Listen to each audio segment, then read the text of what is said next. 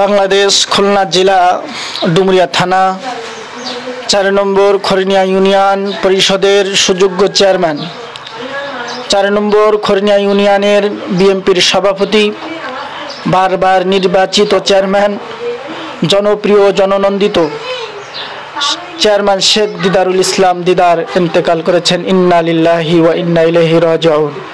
তিনি ইসরায়েল বাহিনীর বর্বর হামলার প্রতিবাদে বাংলাদেশ জাতীয়তাবাদী দল বিএনপির কেন্দ্রীয় ঘোষিত কর্মসূচির অংশগ্রহণ, খুলনা মহানগর জেলার প্রতিবাদ মিছিলে অংশগ্রহণ করে এবং মিছিলরত অবস্থায় স্ট্রোক করে হসপিটালে নেওয়ার পথে শেষ নিঃশ্বাস ত্যাগ করেন। একটা মহান কাজে এসে ওনার মৃত্যু হয়েছে।